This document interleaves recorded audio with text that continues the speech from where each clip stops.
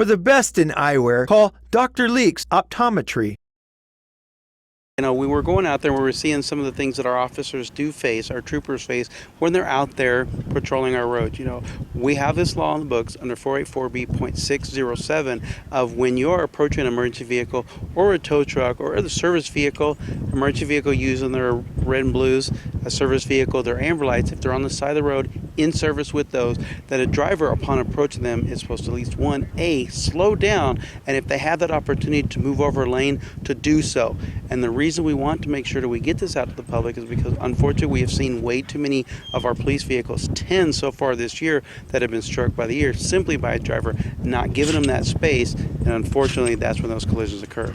So there has been 10 officer involved crashes where somebody has pulled up and hit the back of a cop car? That is correct. You know, and it's just simply from that driver not being aware, one, of this law, and then two, possibly being distracted. You have these police vehicles which are clearly marked.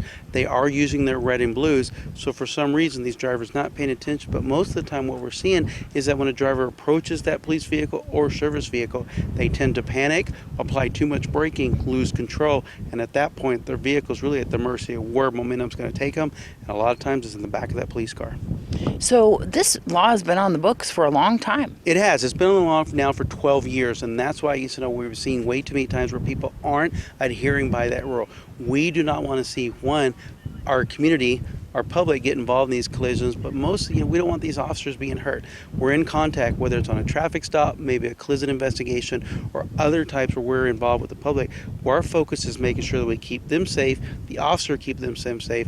If they're having now to worry about vehicles as they're passing by, that something else is taking away their attention, and we don't want that to happen. One of the things that we've consistently had to remind drivers, especially here in the Las Vegas or the Southern Nevada area in Pahrump, is where too many drivers still are being distracted.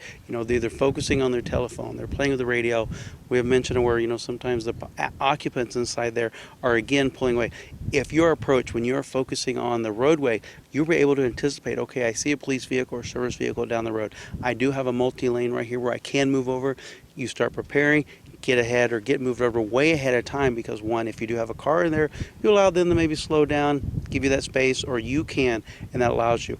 If you can't for some reason, that law does say that if you're upon approach and cannot safely move over, maybe because of weather, traffic, you are required to slow down if it's a posted speed limit to below that, because the main thing is you want to make sure that if for some reason something happens inadvertently where maybe the officer has to direct traffic, you're prepared to slow down and even stop, so at the direction of that officer.